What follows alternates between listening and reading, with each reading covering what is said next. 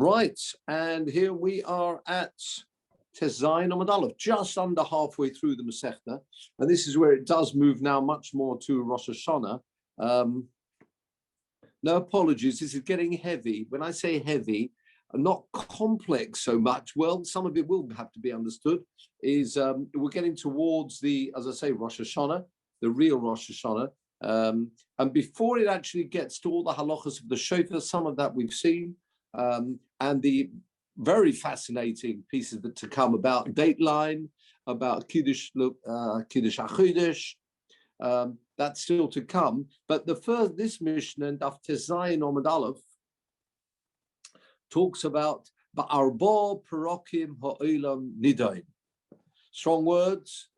4 times Perokim, like a perek, it means 4 times during the year. Ha'olam Nidain, there's a judgment taking place. But Pesach, and we'll have to understand what this means, how this all works together, and what the sources are. And of course, this is the Mishnah, and we'll have to see as we go along. It says here, but Pesach al Hatua, Pesach for Tavua means produce. Normally, it would mean corn, wheat, barley, the 5 species. But Atzeres, Shavuos, there's a judgment taking place on Peiros Ha'ilon, says the Mishnah, fruits. We've spoken about Rosh Hashanah for fruits, but it's Shavuos where there's a din on the fruits. Then we have Rosh Hashanah, so you can see we're going through the year from Nisan, starting with Nisan, so we got Pesach, Shavuos. Then we move on to, before we get to Sukkot, there's one in between, which is Rosh Hashanah.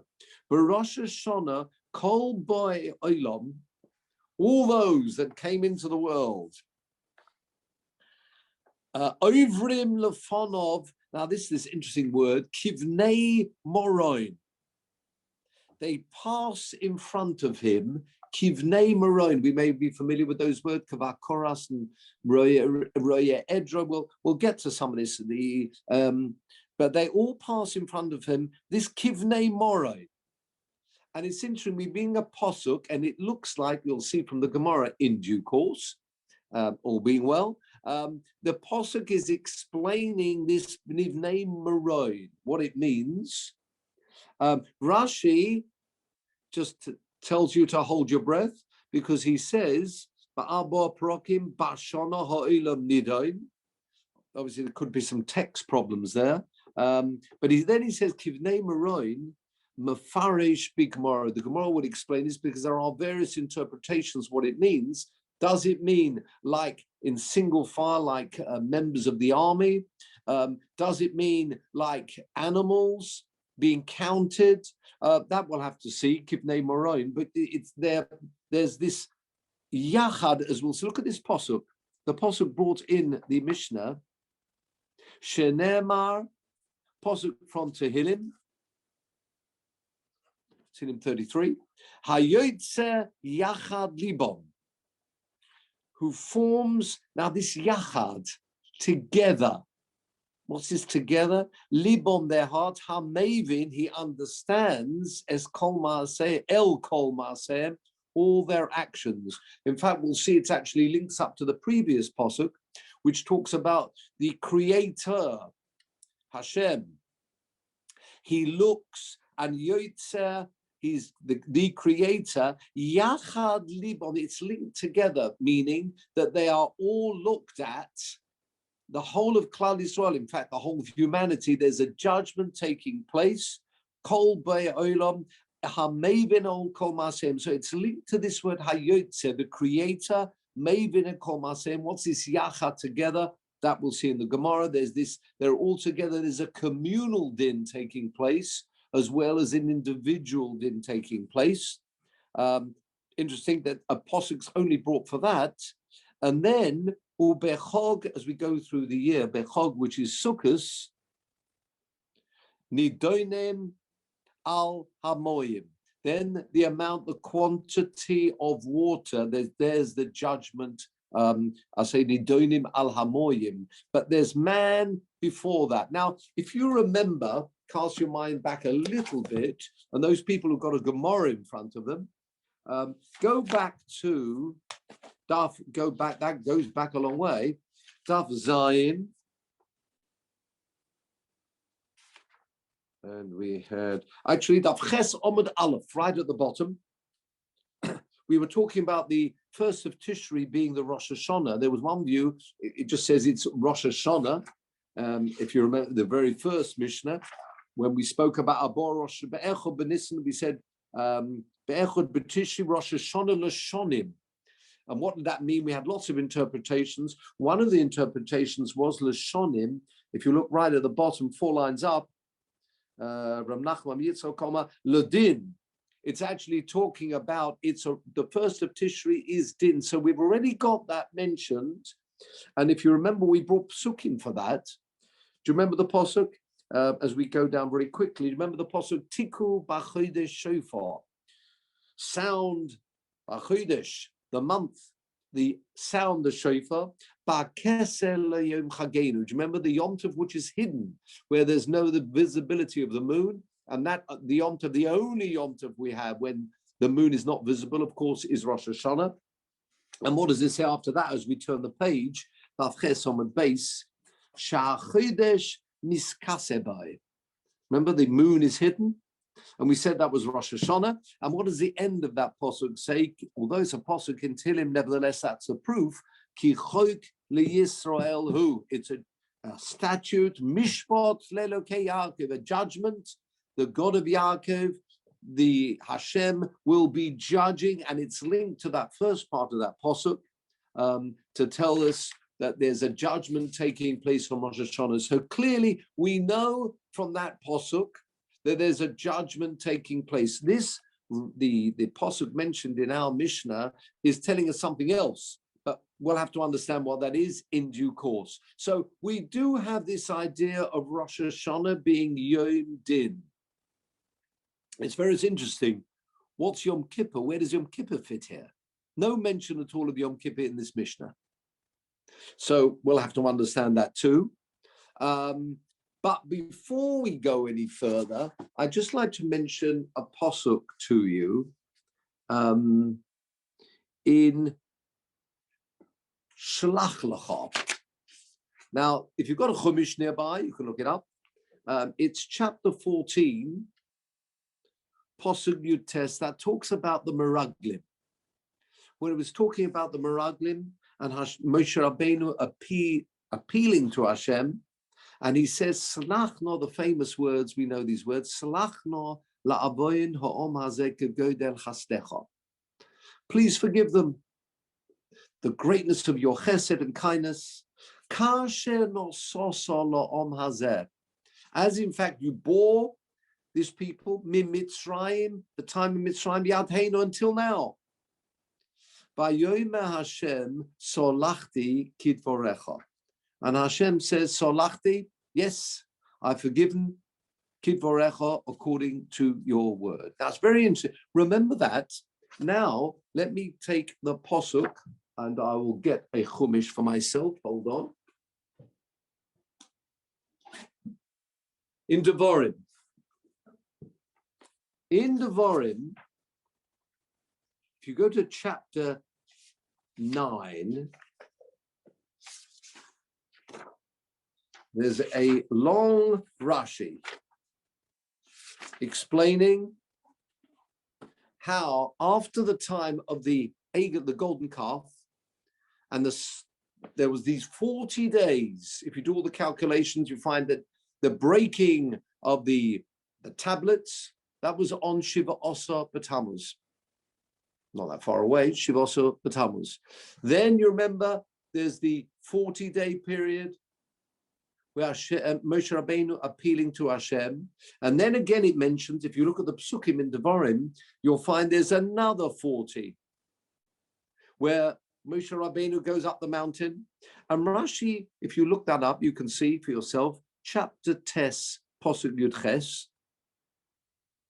He goes through the calculations, and it turns out that the final, in other words, there's the 40 days from Shavuos up to Shiva Osa B'Tammuz.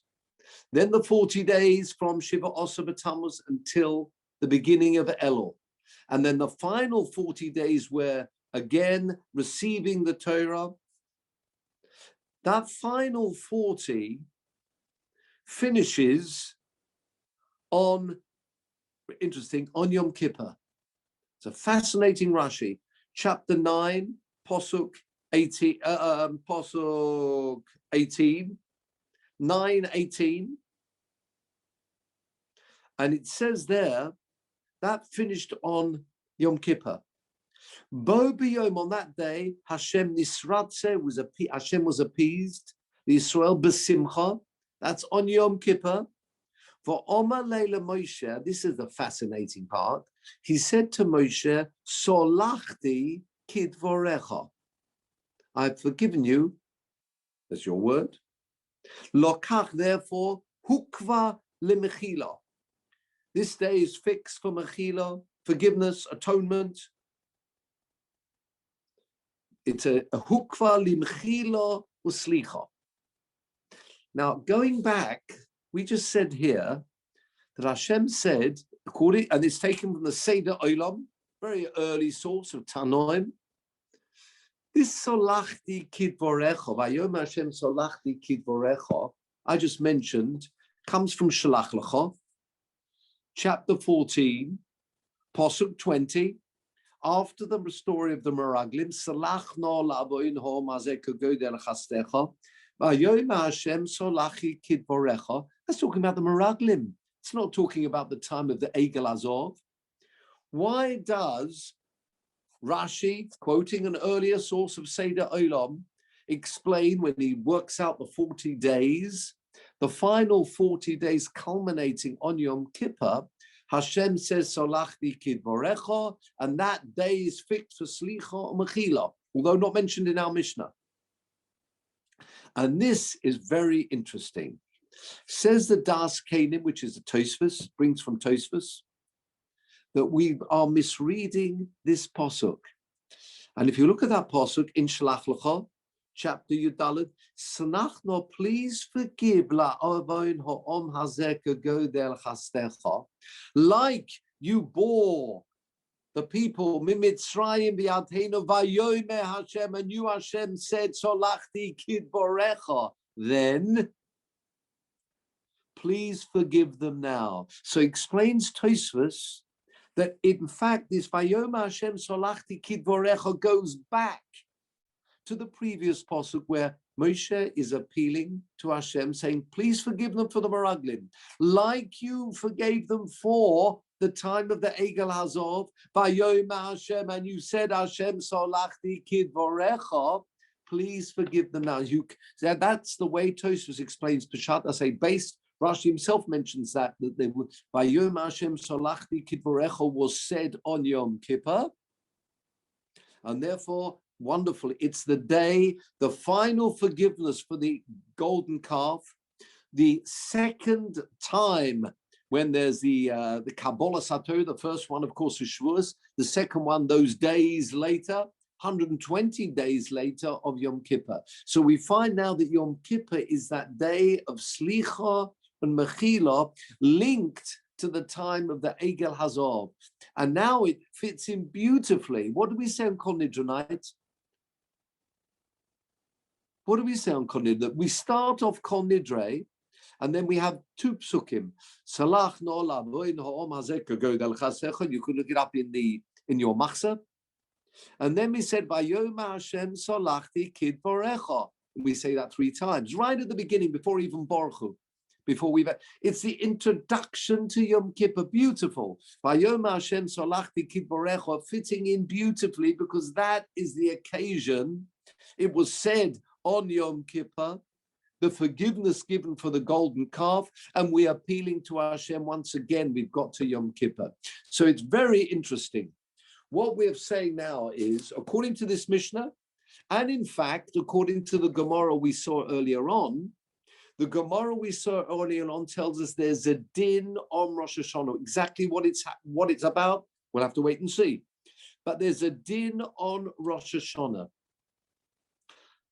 That din actually follows, although there's a din, the ultimate kapara, though, is coming on Yom Kippur. So it's like we're given these 10 days.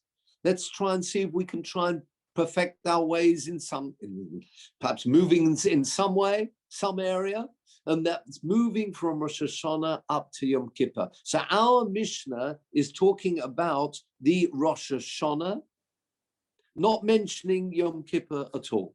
Okay, let's now see what the Gemara, how the Gemara explains. And I say, well, there's quite a lot on this subject. Says the Gemara. So we've spoken about the 4 different occasions throughout the year when their judgment is taking place. And we'll have to see how this works. If man is judged on Rosh Hashanah, you would have thought there's no room for judgment on anything else. But of course, man can be judged on Rosh Hashanah. How much, even though there can be a great wealth, let's say, of produce, but does that mean it's going to come his way? So we'll have to see how this develops, how man fits into the other judgments that are taking place, whether it's for corn, the crops, or water, and how man would fit into that. That's something to, as we follow this through. Says the Gemara. Before we go any further, says the Gemara, we're talking here about tavua, which is normally corn, the species of grain. Hi, Tavua. No, the Gemara is not saying hello to Tavua, but it's saying, hi, Tavua. This Tavua, which Tavua are we? In other words, which judgment are we talking about? Ileme, if you'll say, ho Tavua de Kaima, there is already grain beginning to grow, right? And remember, when it comes to grain, it's Pesach. So things are beginning to grow. Of course, the harvesting will be much later. If you'll tell me, Tavua de Kaima, grain which is already there, there's some type of judgment taking place. Kol honey, a nice word here, nice Aramaic word, if you're into Aramaic words. Kol honey harpaske. Have you got the words harpaske? Good word. All these harpaske, and have a quick look at Rashi. If you're telling me the judgment that we're talking about of Pesach is the grain which is already there and growing, have a look at Rashi. The kaima hashta, which is there right now, bimechuba, connected up, it's growing, hasn't yet been harvested. Umuchenes likotze, it's on its way to be prepared, muchan, maybe even ready to be harvested, but not yet harvested. So 1 minute, there's a judgment now for the corn or the grain which is already there. Says the Gemara, kol hani harpaske, have a look at Rashi, harpaske, mikrois, mikre, all occurrences that have happened until the whole winter. Back to the Gemara, Do'odu alo. Again, Rashi has to translate that also for us, not familiar words. Do'odu alo, says Rashi, 4th line down, she'ovru oleha. So just 1 minute. Rosh Hashanah, not the Rosh Hashanah, the judgments of grain is on Pesach. What about therefore, the grain which is already standing? What about everything that happened to it until now? That it was a good year, things are growing well, not growing well? Back to our Gemara. Amos istodun, or istun. When was the judgment for that? How well the crops are going? It's very late. If you're talking about Pesach time, you may well have the grain which has already grown, maybe not quite completely, but what happened to the judgment for that? Says Gemara, no. Therefore, Ella, it must be talking about Tavua de Mizdara. It must be talking therefore, grain de Mizdara that will be grown. Have a look at Rashi. She'osid lizroya b'machesh ben habo. So we're talking here about on Pesach for the coming year's crop, the coming year that will be sown later on. The earliest it will be Cheshvan time.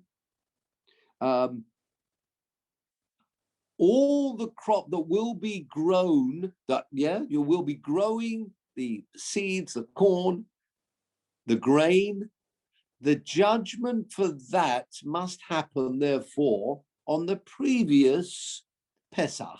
Fair enough. Says the Gemara, now just 1 minute, L'meimra. Have you got that? About 8 lines down. Dechadina mistana. Are you telling me, therefore, that there's like one judgment? Because it says, Ba'abra prokim, it says here, B'Pesach al hatavua. It sounds like there's one judgment for it. So we've now seemed to have pinpointed this judgment. It's the judgment prior to the sowing. Says, come on, I've got a brisa. What does a brisa say? For Tanya, we've learned in a brisa, tavua. If you have tavua, which is grain, she'ira bo keri, from the word mikre, if something happened to it, oines, could be violence, something happened to this corn, koidem ha-pesach, if it happened prior to Pesach, nidonis l'she'ova, the judgment of that was prior to the growth, which means the previous Pesach. La'acha Pesach, anything that happens to it post-Pesach, nidonis lahabo, it's judged, therefore, on that next judgment date, which will be Pesach. Yeah? Have a look at Rashi. Got the word keri, kron borod, shidofon, hail, winds, etc. Shidofon, maybe not a very good growth at all. We said there, that's nidonis l'she'ova. Anything that's happening in that early growth stage, says Rashi, nidonis l'she'ova, kodim shenizra. That must have happened prior to the sowing. The sowing generally takes place in Mar Cheshvan or later.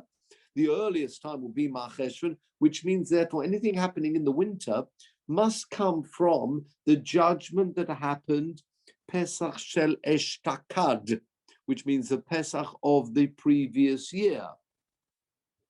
Anything that happens post-Pesach, when it's already there with its growth, must be, what does it mean here, Pesach nidonis lahabo? This is very interesting. It can't be the future one. It can't be a judgment which hasn't yet taken place. Look what Rashi says, nidonis lahabo. We did the Lishon She'ova. No. Lahabo, but Pesach she'achazri osa. Very interesting. This word lahabo, therefore, means the one coming. It doesn't mean necessarily, we always think about lahabo, something in the future. Lahabo just means the one that has just come, just passed. You with me? So it looks like we're talking about grain. There are 2 judgments. It doesn't sound like that from our Mishnah. It sounds like there's a judgment on grain each year, but for the grain of that crop, only one judgment will take place. The Gemara here seems to be saying there are 2 judgments. Not only that, continue the Gemara, what about Odom, an individual? The same thing. There's not just one judgment. There's a yearly judgment taking place. Odom, she'ira bo kerio oines. Anything that happened, any occurrence that happened to the individual, positive, negative, kodim Yom Kippurim, if that happens to him before Yom Kippur, nidan l'she'ova, it's last year's judgment. If it happens after Yom Kippur, la'acha Yom Kippur nidan lahabo. It's again the one that's just passed. Have a look at the Rashi here. For an individual as well, nidon l'she'ova, the judgment, anything which happens prior to Yom Kippur must be last Yom Kippur. Nidon l'she'ova, b'yom ha'kippurim shel eshtakad nigza olov. The Gezerah must have happened then. And if it's post Yom Kippur, it must be the one lahabo. Remember we translated lahabo a moment ago. Lahabo means the Yom Kippur, which is just passed. Says Rashi, Sorry, can you explain that more? I've lost this. Why for the tefillah, which is not that's planted Malchesh, does it have to be not the most recent Yom Kippur, the one before? I don't follow that. No. Remember, Tavua is in Nisan. We think if you look at this Mishnah, it looks like the Tavua, that crop, is going to have one judgment on it. It can't be. If the judgment is in Pesach, what about things that happen post-Pesach? What about things that happen before Pesach?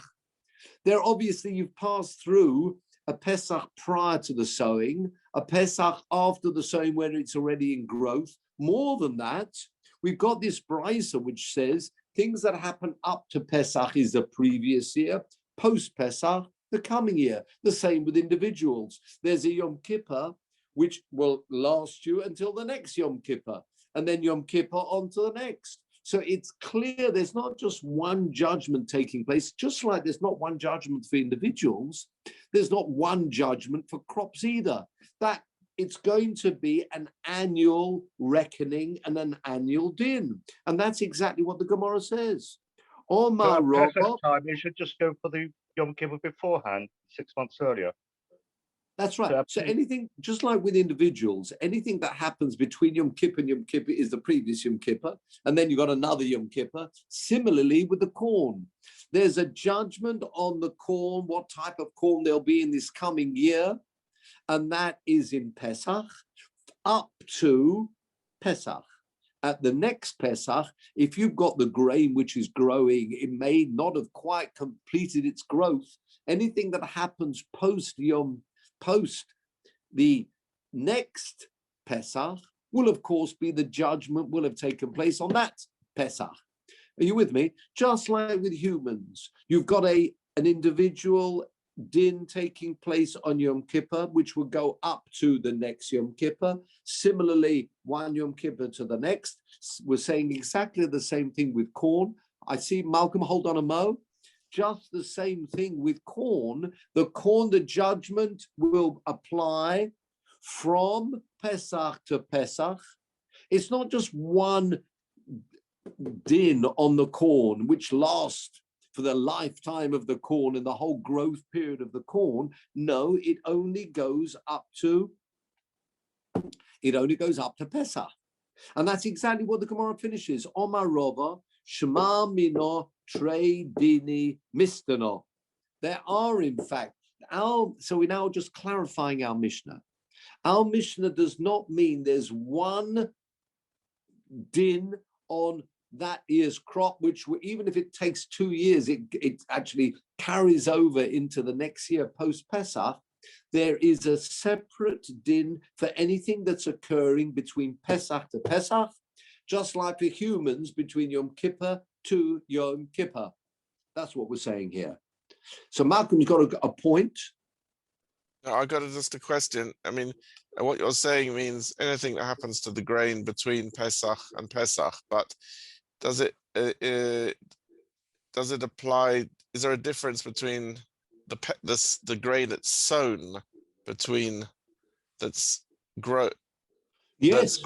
grown between the Pesach and the Pesach rather than the grain that's just happens to be growing between the Pesach? Oh no, I think it's the latter. It's whatever's happening between. There's a judgment about corn, about grain taking place on Pesach, which will mean anything that's the growth, the general, how things are going to occur during the coming year between Pesach, anything happening. That's exactly the point.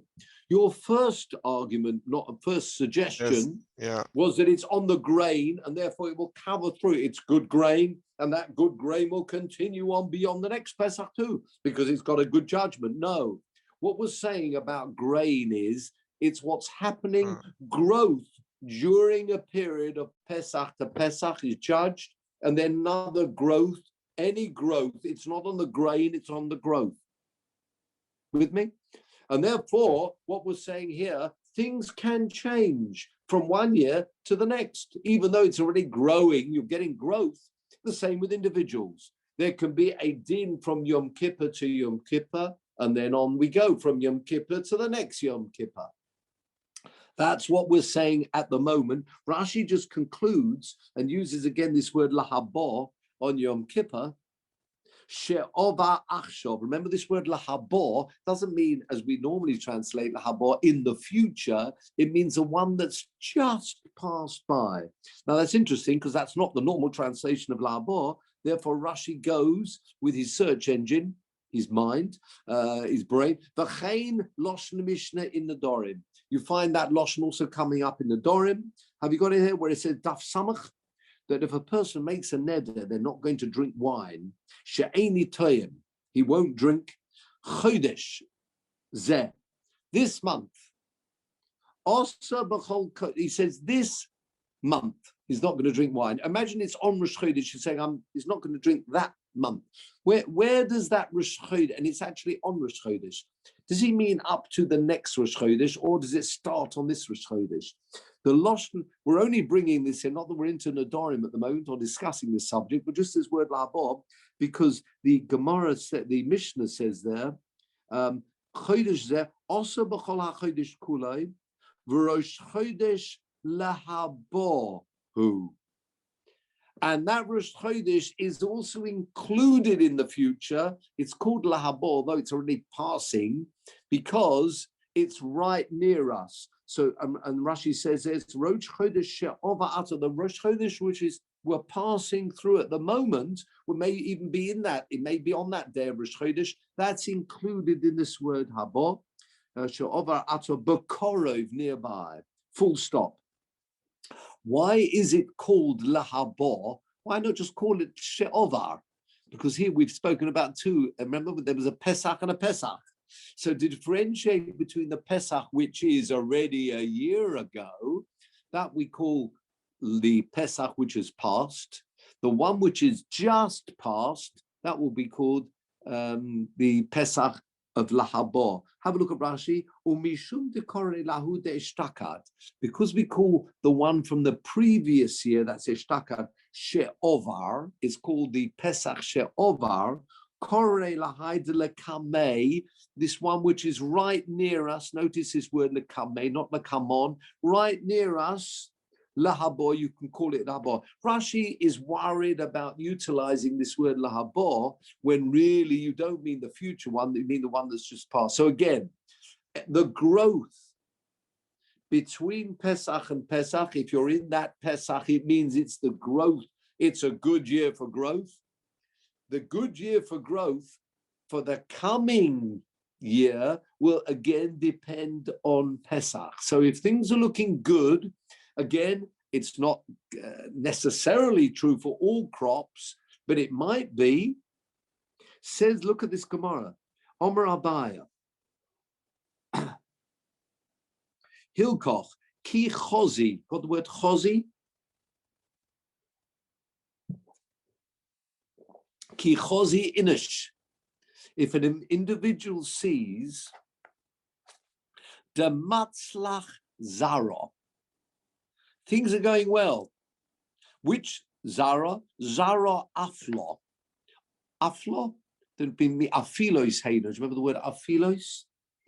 If those are the ones, have a look at Rashi.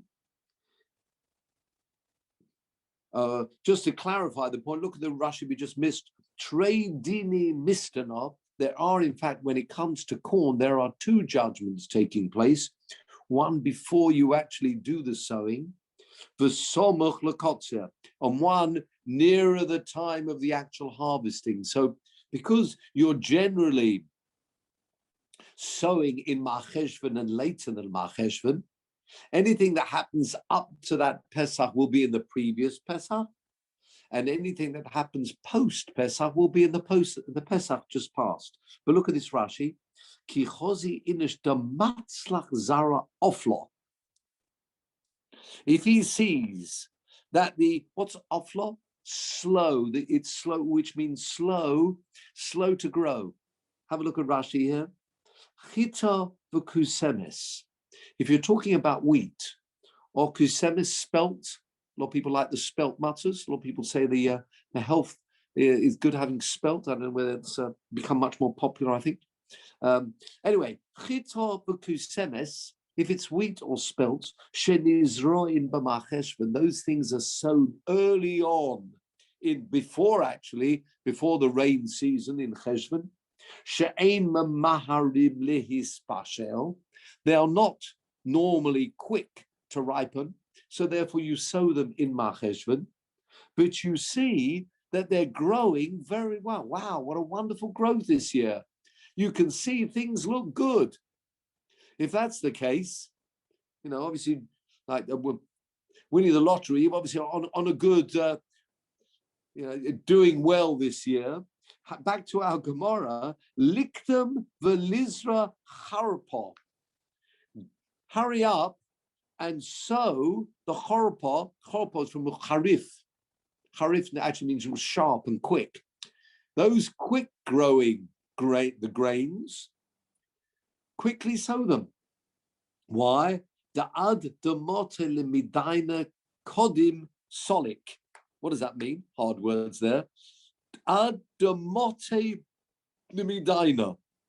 Before, mote means reached. Lemidaina, the time for din, which is the next Pesach. Kodim solik.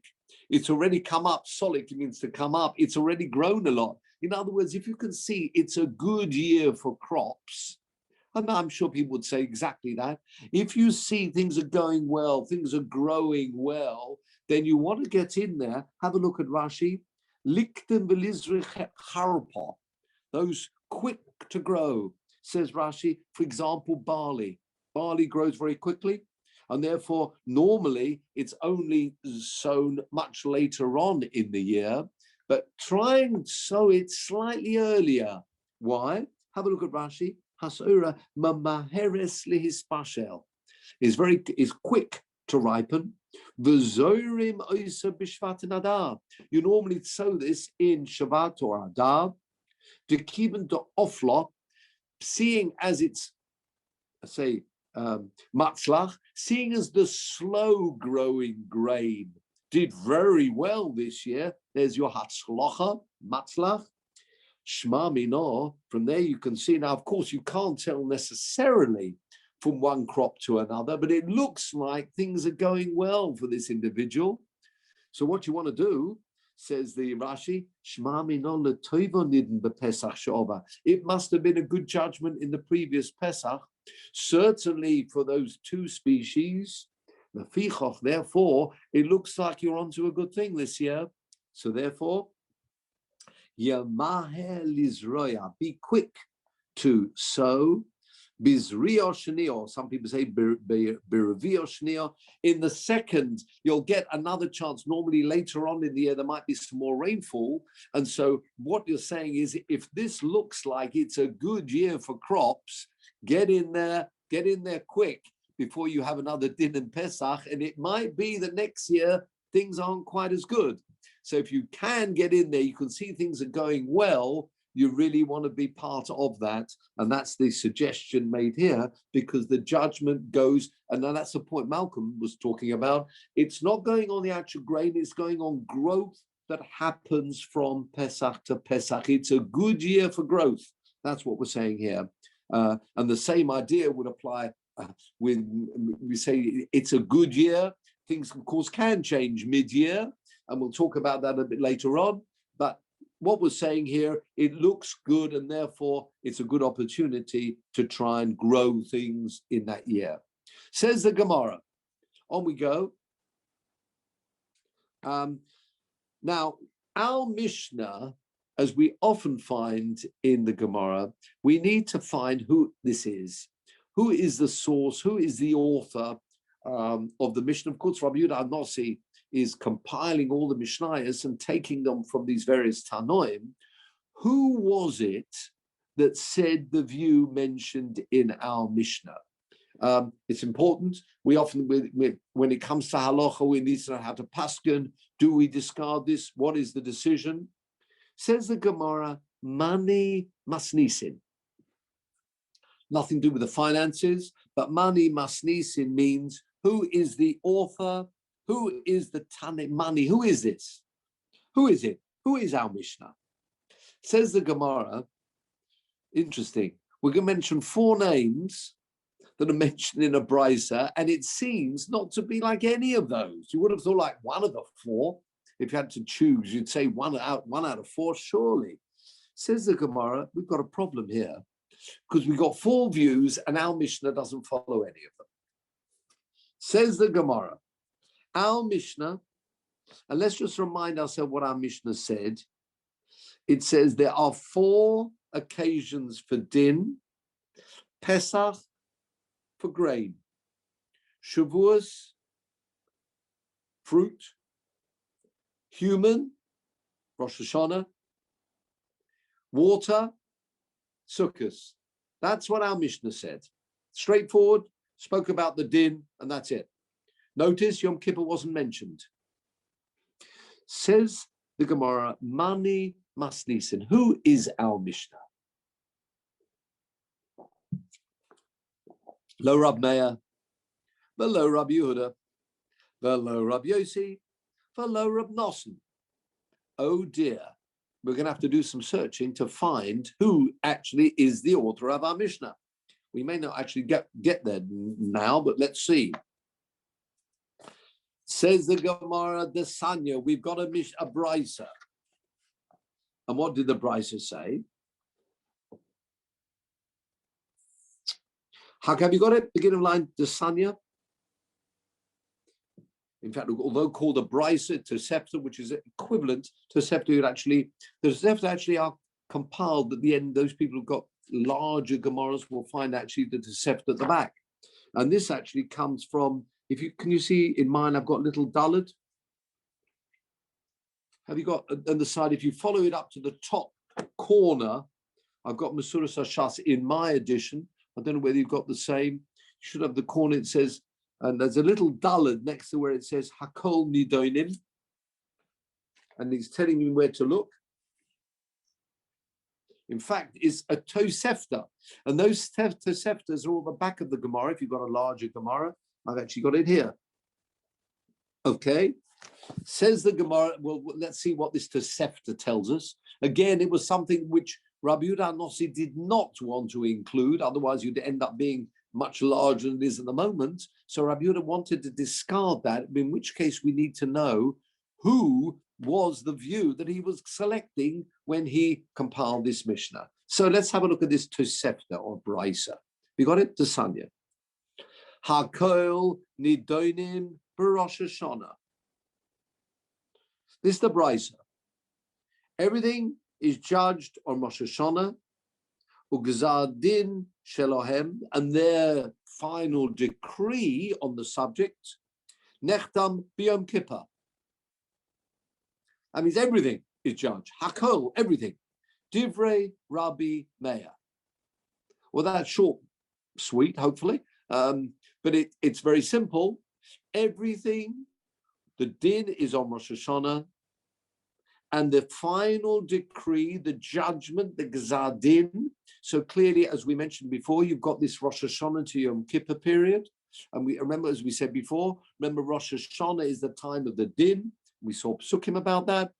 And Yom Kippur is the Zman. Wonderful that the Gzar Din goes on up to that date when the final decision is made.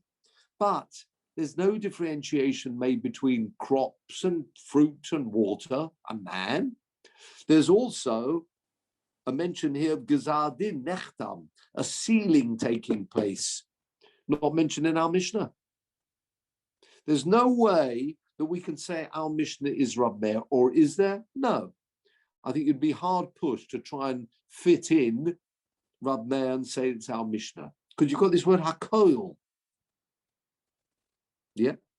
Rabbi Yehuda Omer. Hakol, that's everything. Nidoinin B'Rosh Hashanah.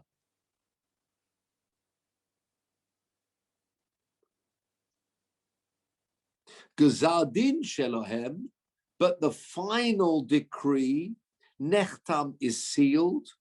Kol Echod ve'Echod Bismanai. Each item in its own particular time. But Pesach Alatvur, so that's a Gzar Din now.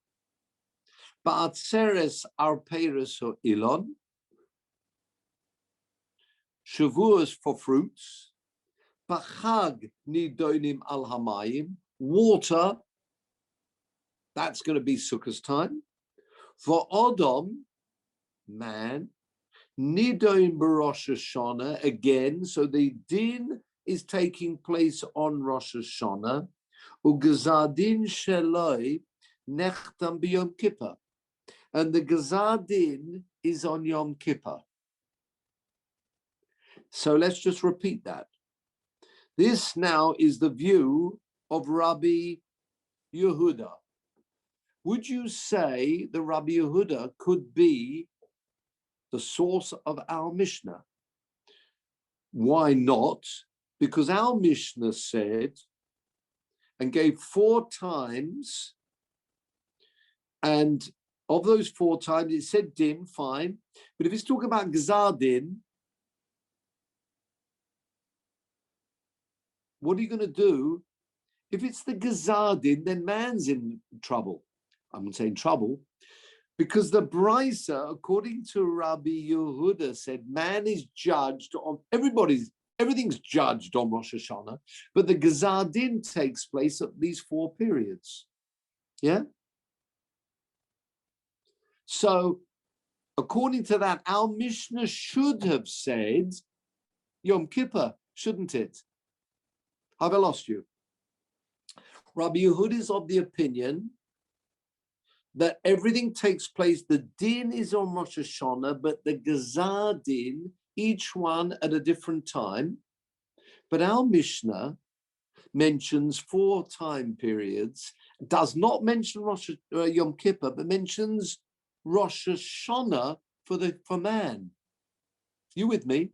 If it was meant to be the view of Rabbi Yehuda, and the Mishnah is only talking about the Gazar din, which you could say on those other 3, then it should have said here, man, judgment is on Yom Kippur. With me? So this cannot be the view of Rabbi Yehuda. Okay? Okay, now there's a little bit more. Rabbi Yossi, Omer, the view of Rabbi Yossi, Odom nidoin b'chol yom. That's all he mentions. Whether it's in addition to, don't know, but all he says is nidon b'chol yom shenemar vatifkedenu livkorim. What's vatifkedenu livkorim? Do we know where that posuk comes from? People familiar with Job from Eov? Vatifkedenu livkorim. You judge him, you visit him in the mornings. Judging, well, that's what Rabbi Yossi is learning. There's some judgment for the day. There's a daily how this day is going to go, according to Rabbi Yossi. It's judged every day separately. What he holds about it doesn't seem to be our Mishnah at all. No mention of that in our Mishnah. Reb Nosson, this is interesting. Reb Nosson goes even further. Odom nidon b'chol shah. There's a constant judgment taking place. That's all Reb Nosson says. We don't know anything more about Reb Nosson. And all he says is, and he's got a posuk for that as well, Shenemar lirgoim tifchonenu. Every moment, constantly, you're judging him. So according to a very powerful statement here from Reb Nosson, there's a constant ongoing, you must say perhaps minor judgment, but some type of judgment taking place.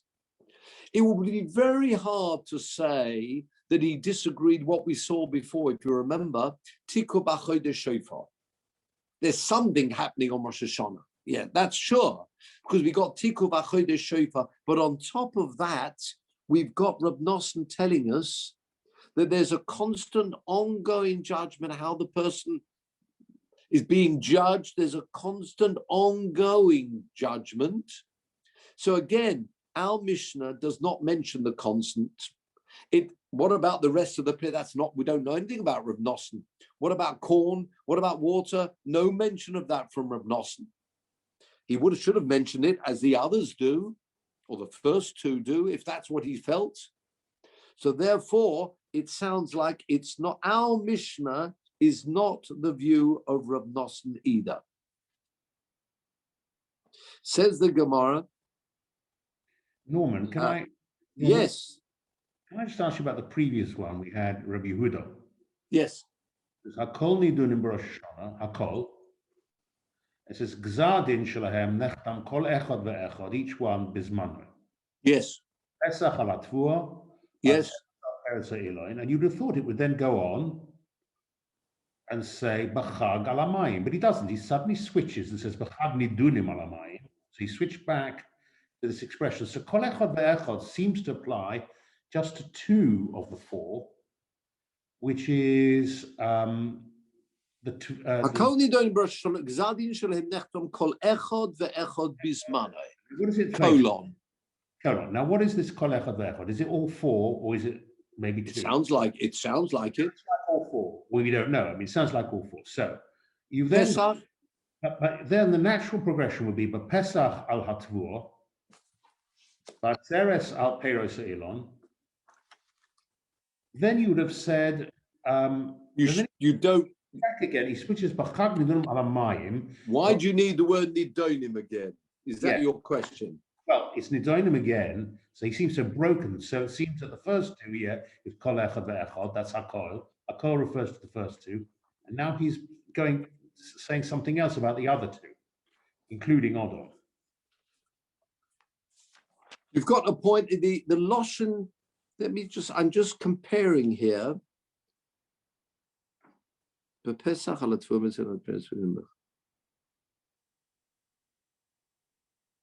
Very interesting. I don't know, what have you got a Gemara in front of you, or are you using the attachment? I'm using the attachment. Okay, I've actually got in front of me the Gemara. Remember these gentlemen? In the days we met face to face.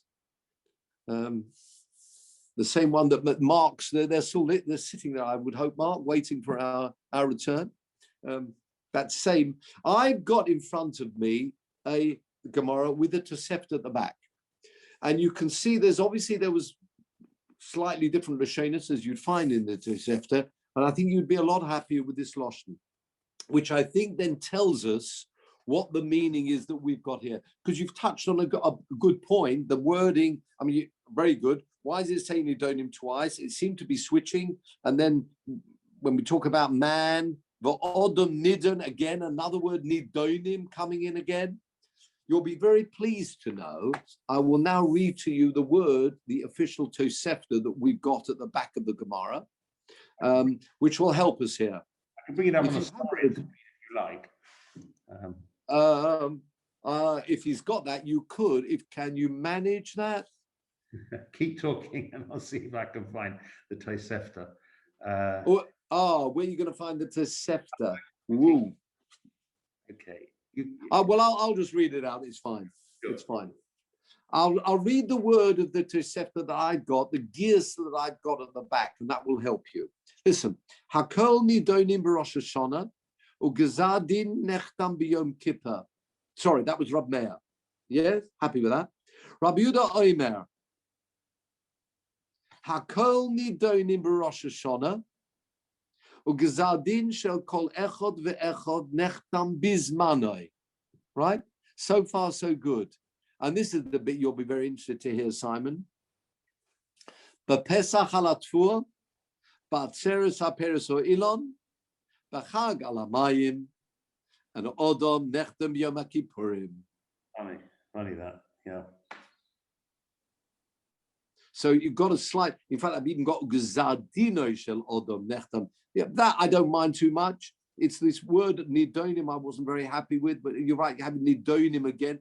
We haven't got that, which just goes straight into or Gzadin. So you can see from between these two girsois, it sounds very much like Rabbi Yehuda is as we learnt, but I say well spotted. My Rebbe used to always tell me that you've got to have the questions. You haven't always got the answers, but we need to spot the questions because it shows a person's thinking about what we're doing. So it's great. But no, I think that's a good answer, as him, because it seems to fit in with what we've just seen before. So I would have thought, Norman, that it's just separating man from the judgment of harvest, for and all these other things. Sort of yes, it is. Yeah. Yes, that would be the other reason for the Lashon. Yeah, good one. Good one. Other than, as Simon pointed out, the first one, it says B'chag nidonim alamayim. Yeah, I've got this word nidonim again. Yeah, the question was Pesach halatfua, Batzeres haperes ilon, B'chag nidonim. You're right. I don't mind the odom, because obviously the odom is different to crops, human, etc. But you've got B'chag nidonim alamayim, but you can see that word is dropped in the other text. But no, I see what you're saying, Mervyn. Clearly, you want to make, single out the human, Odom Nidon Barosh Hashanah. But whichever way, if we're learning now, as we have with this other Tosefta, it's pretty clear our Mishnah is not the view of Rabbi Yossi, of Rabbi Yehuda. Because the Gemara spells this out. Just take it down a bit. Remember this pasuk, Lirgoim tifchonenu. Every moment, tifchonenu, you examine him. Now this is the point. The Gemara actually is going to, as I say, explain, as we've just said before. And if you'll say, Rabbi Yehuda, maybe our Mishnah is Rabbi Yehuda. When our Mishnah talks about din, it's not talking about the initial din, it's talking about the gazar din, and that's exactly right. What happened in the case of corn? It's true, the initial din was in Rosh Hashanah, but the gazar din was in Pesach. So maybe our Mishnah is talking about the gazar din. Again, the masnisin agzar din, says the Gemara, no. Because look at what the situation with the human. If so, kashia odom. That's, what do you mean kashia odom? Have a look at Rashi. V'chikatoni masnisin. Maybe our Mishnah, when it mentions the word din, it means abo parokim. It says Rashi agzar din. That will work out perfectly for grain, for fruit, and for water.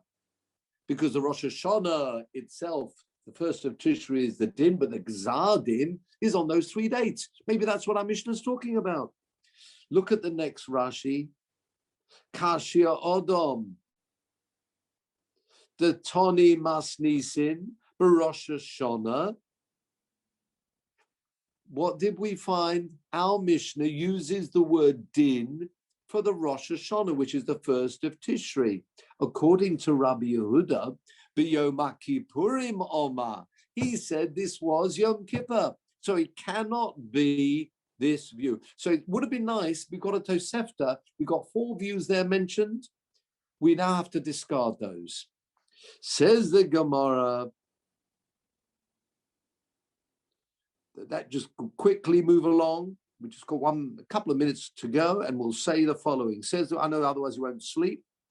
Omar Rava, Hi Tani Debei Rabbi Yishmael. This is the view of Rabbi Yishmael. The yeshiva of Rabbi Yishmael. Why? And we'll have to clarify more of this in due course. The world is judged for occasions. But Pesach halatvua, great, tick for our Mishnah. Ba'atzeres haperes ilon, tick. B'chag nidonim alamayim, again, notice the word nidonim appearing, tick. V'odom nidon b'Rosh Hashanah, ugzadin shelo nechtem yom kippurim. Whoa. That's a spanner, isn't it? Rabbi Yishmael, or the yeshiva Rabbi Yishmael says that man is judged on Rosh Hashanah, but the Gazar Din is Yom Kippur. That's not mentioned in the Mishnah. Says the Gemara, don't worry about it. Our Mishnah is just talking about the Tchilas din. Have a look at Rashi. V'chi ketoni masnisin abor prokim atchilas din. Ava gezar din de odom is on Yom Kippur. So therefore, it's very nice. Our Mishnah thou does follow the view of Rabbi Shmuel, and we're not mentioning here about the gezar din. We're only talking about the initial din. Okay, Malcolm's got his hand up. What about, isn't that the same as Rabbi Yehuda? No. What did Rabbi What's- Yehuda say? I thought it was the same. Yeah, I'm with you. As far as man's concerned, that's great. But then what would you say our Mishnah is talking about, the Gezar Din or the Tchilas Din? You're very good. Let's focus on what you just said. If it's focusing, you'll say the same thing. It's Tchilas Din, and for man, that's beautiful. What about corn? What about grain? What does Rabbi Yehuda say? The din for grain is on Rosh Hashanah. So in which case, what should the Mishnah have said? It should have just said Rosh Hashanah. You can't have both sides. If you're telling me that the din for corn is on Pesach and the din for man is on Rosh Hashanah, if you're focusing on the Rosh Hashanah, it looks like the Tchilas din. You've got to follow and be similar with the other three as well. In which case, what should corn be? According to Rabbi Yehuda, corn should also be Rosh Hashanah. You with me? If you're talking about Gezar Din, then you've got a problem with Rabbi Yehuda, with man. Malcolm, you're a bit concerned? I thought you said the problem earlier with Yehuda was about that Gezar Din on Yom Kippur. Yes, the problem is the following. Our Mishnah must be consistent. Are you talking about the beginning of the din or the end of the din? Make your mind up. Says if you're following Rabbi Yehuda, it looks like it's the end of the din, and that's why it mentions corn with Pesach, for example. To follow and be consistent, you therefore have to, when it talks about man, you'd have to mention Yom Kippur. With me? You've got to have consistency here. We don't know. All it says is Babor Parokim Olam Nidoi. Is that the beginning of the din, the end of the din? For Rabbi Yehuda, it looks like it's talking about the end. That's with corn, that's Pesach. Because what does Rabbi Yehuda say? Everything is judged. The Techilas din is on Rosh Hashanah. So you'll there be inconsistent between man and the other three items. With me? Whereas if you go to Rabbi Shmuel, you can then say, yes, we are talking about the Techilas din. And the Techilas din for man is on Rosh Hashanah, and that's fine.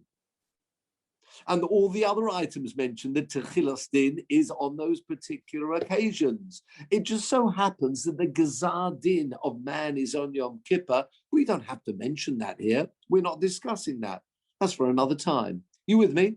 So all we're saying here is no way that our Mishnah could be Rabbi Yehuda, because otherwise there would be an inconsistency in the wording used for din. Because if you're using, according to Rabbi Yehuda, din, meaning the end, again, what did Rabbi Yehuda say? Rabbi Yehuda says, Hakol nidonim b'Rosh Hashanah. The original din is Rosh Hashanah. Then you should have make your mind up. Are you talking about the beginning or the end? If you're talking about the beginning of din, then you just should have said in this Mishnah, there's only one Rosh Hashanah for all these items. If you're talking about the end, then what should you have mentioned? Yes, you can mention Pesach, you can mention Shavuos and Sukkot, but you've got to mention Yom Kippur.